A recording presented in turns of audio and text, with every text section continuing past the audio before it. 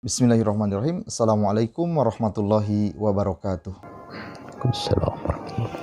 Alhamdulillahirabbil alamin. Allahumma sholli ala sayidina Muhammadin wa ala alihi wa sahbihi ajmain. Alhamdulillah, bersyukur kepada Allah Subhanahu wa taala di kesempatan yang berbahagia ini kembali kami menyapa di Majelis Yas'alunaka Islam Solusi Kehidupan bersama Syekhuna Syekh Surahman Hidayat. Kami ucapkan banyak-banyak terima kasih kepada para pemirsa yang telah menyampaikan pertanyaan kepada kami. Mudah-mudahan menjadi asbab ilmu kita semua dan menjadi pencerahan atas wawasan keislaman kita. Kami pun mengundang kepada Bapak Ibu sekalian yang memiliki permasalahan seputar apa saja bisa disampaikan ke Majelis Yas'alunaka Islam Solusi Kehidupan di nomor 0812 9896 7796. Baik Bapak Ibu yang berbahagia, pertanyaan yang pertama datang dari Ibu Dena asal Singkawang yang menanyakan hukum menghadiri acara ulang tahun. Saya bingung cara menolak yang baik menyikapi ultah karena merasa tidak enak, akhirnya saya tetap datang dan mengikuti ultah tetangga. Kira-kira apakah saya berdosa? Seperti itu. Bismillahirrahmanirrahim. Assalamualaikum warahmatullahi wabarakatuh. Waalaikumsalam. Allahumma salli ala nabiyyina Muhammadin wa ala alihi wa sahbihi ajma'in. Allahumma barik lana fi Sya'ban wa balighna Ramadan. Allahumma amin. Terkait pertanyaan menghadiri undangan ulang tahun, ya. Ini merupakan adat, ya, kebiasaan, ya, khususnya mereka keluarga yang punya waktu, apalagi punya kemampuan, biasanya mementingkan ulang tahun itu, ya kan. Bahkan di antara anggota keluarga juga kalau bapak atau ibunya ya berulang tahun, anaknya itu rame-rame bikinkan hadiah, ya kan, begitu. Ya, ini tentu yang bersangkutan itu senang, ya kan, ekspresi kebahagiaan, kesenangan itu jelas, ya, dan tentu merata pada anggota keluarga rumah, begitu kan. Nah, kalau kebiasaan ini termasuk kebiasaan yang baik, ya kan, biasanya memberi hadiah dari yang bersangkutan juga minta didoakan atau berdoa atau mungkin memberi sesuatu kepada fakir miskin, kan. Nah, jadi ini termasuk al-urf as-sholih, kebiasaan yang baik. Nah, al-urf as-sholih itu ya sesuatu yang bisa dipelihara. Artinya orang melaksanakan. Artinya tidak ada larangan dari syariah itu. Bahkan dalam fikih itu menjadi satu rujukan. Kalau misalnya saja standar mahar, ya, dari keluarga seseorang itu berapa nih, ya kan. Nah, mungkin tentu saja keluarga dekatnya berapa itu kan, waktu nikah itu berapa maharnya, kan. Nah, itu termasuk juga al-urfus sholih, apakah biasanya pakai mushaf Al-Quran atau perangkat alat sholat atau ya perhiasan emas, itu al-urfus sholih itu, kan. Ya, bahkan sekarang cenderungnya ya tidak berupa uang tapi berupa barang misalnya. Itu al-urfus sholih. Nah, jadi tidak ada larangan.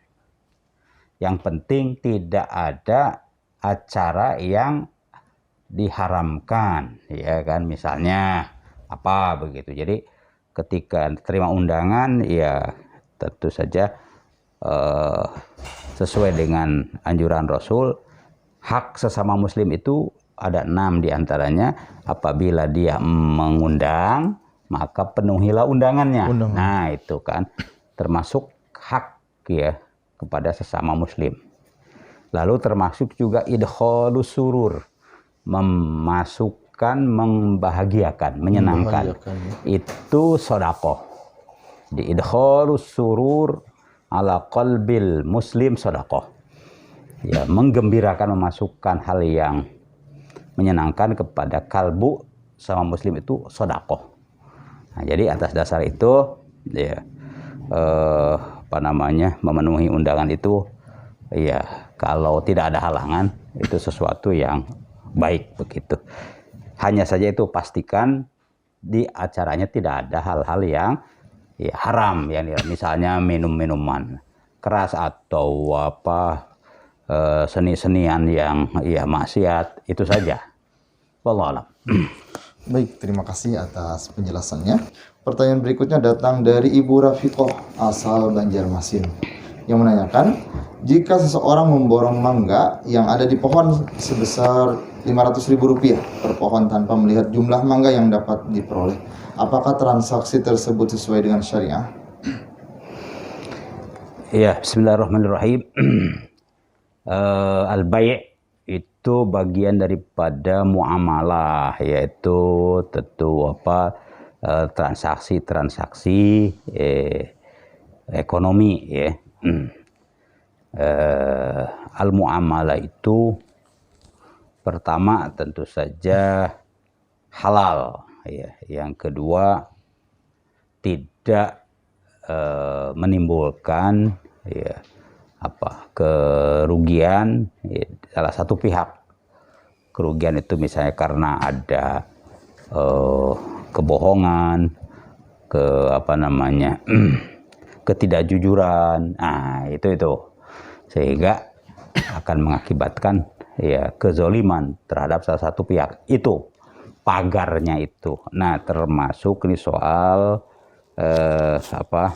jual beli pohon. Nah, ada sebuah hadis sahih bahwa supaya buah pohon itu ya bagi penjual dan pembeli itu tidak mengakibatkan ya, ada pihak yang dikecewakan ya. Kalau ini pokoknya udah beli aja sekian, diterka begitu kan, apalagi buahnya masih hijau, belum matang sempurna. Nah, mungkin saja buah yang belum matang itu akan bagus ujungnya kan, bisa saja berjatuhan. Nah, jadi panen. Ketika berjatuhan ada pihak yang kecewa, yaitu pemilik pohon kan, waduh gitu kan. Ketika bagus ya kan, mungkin si pemilik pohon, waduh kok murah ya saya jual, itu jadi ada an-nadam ya, kekecewaan dan penyesalan. Nah, Islam tidak setuju dengan itu. Karenanya Rasul bersabda ya, jangan menjual buah qabla buduwi solahihi, sebelum nampak pantas dipetik, dipanen. Nah, jadi kalau sebelum panen dijual, nanti kemungkinan bagus hasilnya, kemungkinan jelek. Nah, ini ya. Jadi boleh, tapi kalau sudah pantas untuk dipanen ininya, buahnya itu. Yang kedua itu tidak pakai terkaan yang terlalu jauh, disebutnya khorsun dalam Islam fikih itu.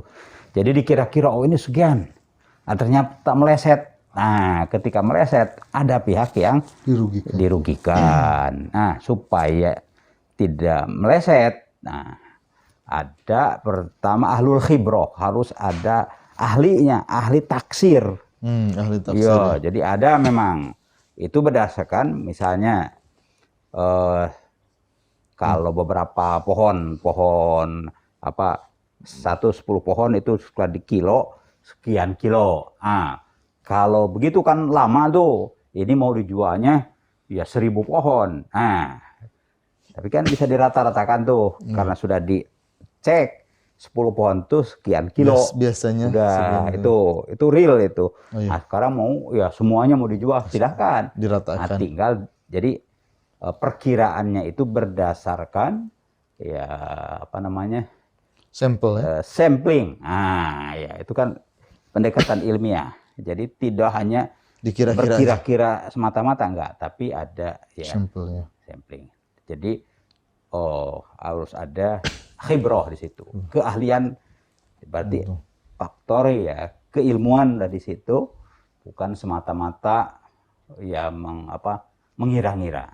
Nah, begitu. Yang kedua, harus sudah waktunya untuk dipanen. Nah, itu disyaratkan seperti itu. Ya. Baru boleh, ya kan.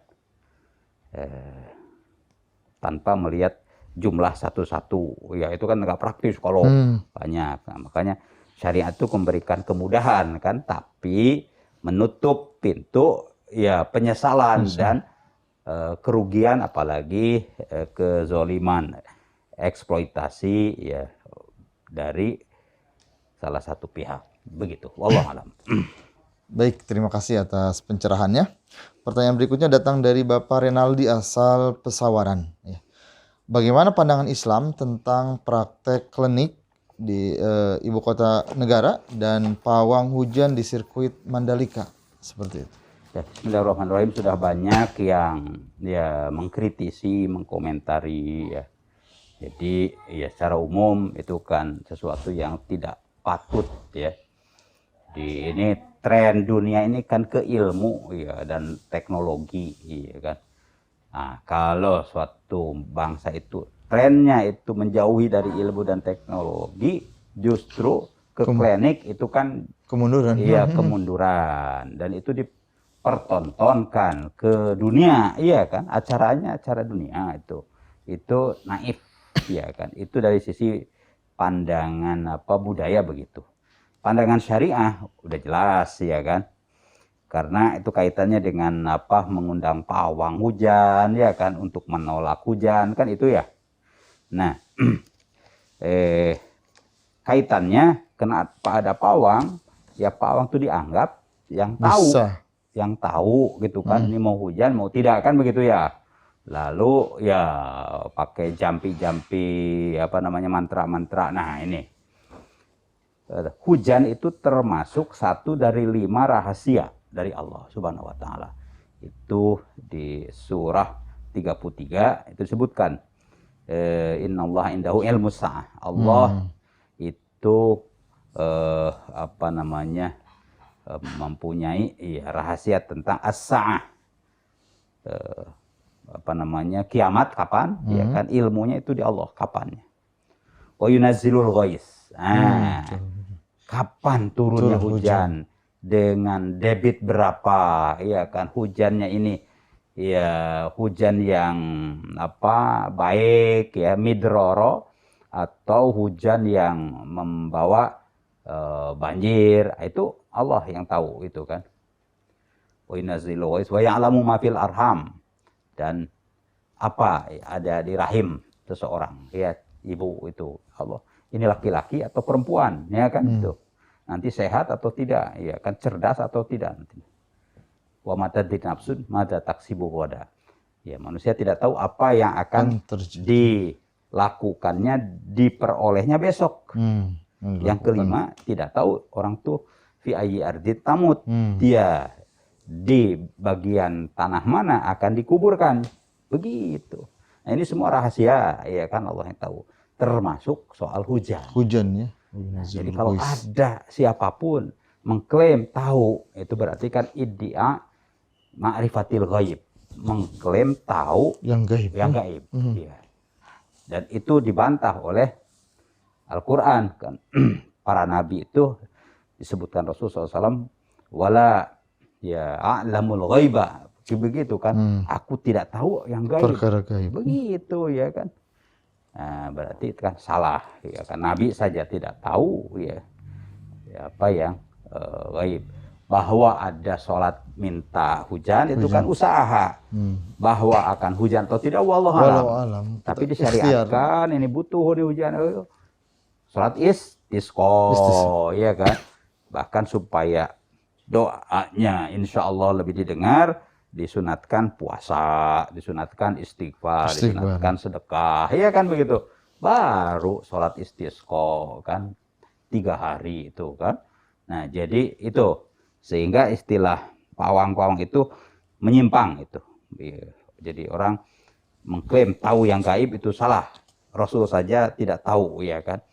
Nah, kalau wah gini pas itu si A mengklaim akan hujan, betul. Itu ya bantuan jin itu, ya kan. Jadi memang di surat Al-Jin disebutkan banyak manusia itu yang minta bantuan ke jin. Nahukana rijalu minal insi ya'uduna birijalim minal jinni fazaduhum rohaqo. Iya kan, banyak orang-orang dari manusia itu yang minta tolong ke jin. Memang jin, ya itu sejarahnya dulu ada diberi ya sedikit lah secuil hal yang agak istimewa gitu. Itu kan dari apa namanya iblis dulu ya, yang malaikat yang mencuri ilmu informasi dari langit. Nah, lalu ya setelah itu ya tidak lagi, tapi semacam bocoran itu kemudian disebarkan, diajarkan ke ya syayatin al-ins itu, iblis itu kan. Nah itulah jadi mungkin melalui jin itu, jin yang tidak Islam ya ada begitu. Nah orang yang minta tolong ke jin itu sesat itu menurut ayat keempat di surat Al-Jin. Fazaduhum rohaqo, begitu kan. Ya. Jadi apalagi untuk IKN atau untuk apapun ini makin besar acaranya, ini kan makin menunjukkan ya kejahilan kita. Ya kan, mereka yang terlibat ya mudah-mudahan sudah istighfar begitu kan, apalagi meyakini kebenaran. Iya, kebenaran tanah itu harus diambil dari mana begitu, dan airnya kan itu ada khasiat tertentu, itu sudah jauh itu. Jadi ini sesuatu yang ya mengkhawatirkan dari sisi akidah, mengkhawatirkan. Jadi itu tidak kita dukung yang begitu, bahkan kita tolak ya kan, dan kita sesalkan. Wallahu a'lam. Baik, terima kasih atas penjelasannya. Pertanyaan berikutnya datang dari Bapak Ipan asal Makassar. Saya ingin bertanya, saya pernah masuk penjara namun bebas, tapi setelah bebas kadang saya melakukan dosa dan saya sering mimpi akan dipenjara lagi. Apakah itu sekedar mimpi ataukah peringatan dari Allah Subhanahu wa taala? Orang di penjara. Nah, perlu dipastikan pada dirinya apakah di penjara itu madluman, yaitu dizolimi. Dia tidak berdosa, tidak salah, kan bisa saja direkayasa lalu masuk penjara kan, bisa saja. Atau zoliman, dia memang melakukan kezoliman, dia kan, baik delik pidana ataupun delik perdata kan begitu ya. Nah itu lalu yang penting ya setelah itu menjadi ibrah lah, pembelajaran.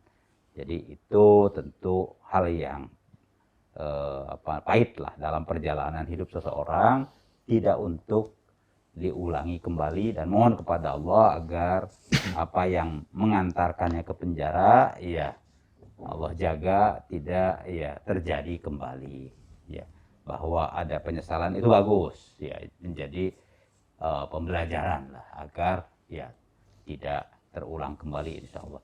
Kan doa Rasulullah SAW itu berdoalah kepada Allah, Allahumma inni as'alukal afwa wal afiyah. Ya Allah, aku mohon kepadamu al afwa, pemaafan. Kalau salah ya langsung dimaafkan oleh Allah kan begitu. Wal afiyah, dan keselamatan. Begitu. Wal mu'afatad daimah, dan ya bimbingan yang sehat senantiasa fid dini wa dunya wal akhirah, dalam urusan din, dunia dan akhirat. Begitu. Wallahu a'lam. Baik, terima kasih atas penjelasannya. Pertanyaan berikutnya datang dari Bapak Antoni asal Medan. Ya. Ingin bertanya tentang khutbah Jumat. Apakah yang lebih afdol ketika khotib berdoa di khutbah kedua? Apakah tangan menengadah kedua-duanya atau hanya berisyarat dengan jari telunjuk? Ya, terkait hukum. Ya, bismillahirrahmanirrahim. Apakah pertanyaannya itu khotib begitu atau jamaah. Yang ada yang mengaminkan. Nah, baik khotib maupun ya jamaah, nah, tentu mengaminkan doa itu adalah dianjurkan, ya kan. Orang minta kok tidak diaminkan, ya kan, amin amin kan begitu. Nah, cuma kaifiat aminnya ini angkat tangan atau tidak? Atau tidak, ya betul. Ini masalah fikih, ya kan. Bahwa perlu diucapkan amin amin ya Allah ya itu ya kan. Tapi apakah disertai dengan mengangkat tangan atau tidak, ini juga ya ada madhab ya berbeda. Tapi intinya ya yang afdol tentu saja sambil angkat tangan, ya kan.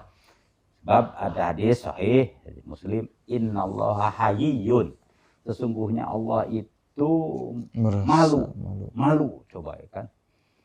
Ya idza da'a ya ahadukum wa yamuddu yadaihi, kalau salah seorang kamu itu berdoa dan mengangkat kedua tangannya, berarti mengangkat kedua tangannya tuh bukan satu tangan. Oh kita minta aja, iya mempersilahkan tamu saja dua tangan ya kan, ya melayani itu dua tangan kan, ya muddu yadaihi ya kan, ayyaruddahu sifron. Allah tidak mengabulkannya, menolaknya, ya tidak dapat apa-apa. Tidak dapat apa, sifron artinya ya tidak dapat apa-apa. Allah itu tetap malu. Pasti diberi. Hambanya itu berdoa mengangkat kedua tangannya kembali dengan kosong. Nah, Allah yang malu. Nah, dari sini kan berarti kita yang berdoa itu pasti ya dengan khusyuk, dengan tentu saja lafaz yang bagus, tangan diangkat dua malah ya begitu. Nah, kalau begitu bukan hanya satu telunjuk, satu tangan saja tidak ada, ya kan? Jadi yamudu yadaihi, nah begitu ya. Nah, itu Allah alam. Itu yang afdol. Walaupun ya tidak ngangkat tangan juga boleh. Ya, tapi kita inginnya kan amal itu mana yang lebih afdol. Wallahu a'lam. Baik, terima kasih atas penjelasannya. Pertanyaan berikutnya datang dari Ibu Mira asal Jombang. Saya dulu sempat meminta uang kepada teman dekat. Saya juga berkata ingin mengganti jika urusan selesai. Tetapi teman saya bilang tidak usah diganti, tidak apa-apa. Kita sudah hilang kontak. Kebetulan saya sudah mulai belajar agama. Dan saat ini saya kepikiran, apakah uang yang diberikan itu termasuk hutang atau bukan? Ya, para ulama itu sudah merumuskan kaidah. Ya, dalam ilmu kawaid ya, fikih ya, berangkat dari satu hadis, innamal a'malu binniyat. Amal apapun itu sah dan nilainya itu tergantung pada niat. Nah, dari situ kemudian dirumuskan kaidah ya. Al umur bimaqasidiha. Segala urusan perkara itu tergantung maksudnya apa. Nah, ini kepada teman itu maksudnya ketika ya udah nggak apa-apa, maksudnya apa? Itu hadiah atau hibah atau apa kan begitu. Lalu kepada yang minta tolong ya kan, saya tolong beri pinjaman atau apa begitu. Nah, maksudnya apa? Nah, itu kan. Maksud itulah yang jadi kan begitu. Karena kalau maksudnya itu minjam ke teman ya kan, berarti kalaupun teman ya apa-apalah. Berarti orang yang meniatkan minjam ya dia harus bayar. Walaupun temannya itu ya akan membebaskan, tapi tetap ya karena niatnya dia itu minjam ke temannya ya harus bayar. Nah, sekarang temannya sudah hilang kontaknya. Ya udah, kalau ada saudara-saudaranya begitu ya, udah sampaikan ke saudaranya, kemudian transfer ke saudaranya. Sekarang gampang, ya kan? Ya tidak ada, ya udah. Itu menjadi hak publik. Ya, hak publik itu kalau ada lembaga sosial ziswab, zakat, infak, sodakoh. Sekarang ini kan apa namanya baz ya dan laz. Nah serahkan saja ke baz atau laz. Kalau nilainya besar ya lumayan ya kan. Tapi hukumnya begitu. Jadi sebab dalam fikih itu al-mal itu harta itu pasti ada pemiliknya. Ada malikul mal kan. Nah, jadi tidak ada harta ini harta bebas, tidak ada pemiliknya, enggak ada. Ketika ya ini si fulan ini susah dilacak, nah, kemana kan ini haknya? Ya udah ke saudaranya. Tidak ada, ya sudah menjadi milik umum, yaitu milik sosial. Serahkan saja ke lembaga sosial. Begitu. Wallah. Baik, terima kasih atas penjelasannya. Pertanyaan berikutnya datang dari Ibu Hasimah asal Rokan Hulu. Saya mendapatkan bantuan buku cerita dari Kementerian Pendidikan. Buku tersebut bergambar makhluk bernyawa dalam bentuk kartun. Apakah kami boleh menggunakannya dengan mencoret wajahnya dengan spidol seperti itu? Hukum gambar. Ya, ulama membahas masalah itu. Satu, yaitu jangan menyerupai ciptaan Allah. Begitu, tasyabbuh begitu dengan ya ciptaan Allah. Apalagi menyebut oh mirip ya. Nah, itu kan tidak etis ya kan. Jadi ada rasa gurur. Nah, tasyabbuh ya. Kalau mirip supaya diupayakan. Kalau ciptaan Allah kan sempurna tuh, nah, supaya tidak mirip begitu, ya udah, ya dipotong bagian tertentunya sehingga hanya kepalanya saja atau hanya badannya saja. Itu sebagian ulama mengikhtiarkan begitu. Ya. Jadi kalaupun gambar tapi tidak utuh begitu ya kan, itu untuk menghindari kategori berupaya menyerupai. Yang kedua itu jangan ada perasaan ya ala yughayyirunna khalqallah, itu dari Al-Qur'an itu. Jadi lagi-lagi setan itu jin ya kepada orang itu menggoda, kamu bisa ya bikin ini, menggambar ini, apalagi ya kamu bisa ya melakukan operasi plastik atau apa kan begitu. Nah, yang tadinya memang sudah begitu ciptaan Allah, ini kan bisa nih dengan medis dan lain-lain. Nah itu adalah godaan ya dari setan ya apa yang sudah diciptakan Allah kan kita bisa bikin lebih baik lagi. Nah di situ fala yughayyirunna khalqallah. Itu tidak boleh ada motivasi seperti itu, ya kan? Apalagi setelah jadi gurur dia merasa bangga, oh iya kan begitu. Nah, itu tidak boleh.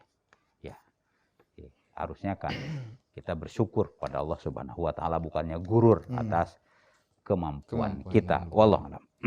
Baik, terima kasih atas penjelasannya. Pertanyaan berikutnya datang dari Ibu Gita asal Banjar. Assalamualaikum Ustaz, keluarga kami bertanam tebu. Saat Ramadan besok ini belum waktunya panen, tapi bolehkah dizakatkan dulu memakai uang yang lain? Tentunya bukan uang hasil tebu tersebut ya. Karena memang tebu tersebut belum dipanen. Maksudnya dikeluarin zakatnya dulu mumpung Ramadan.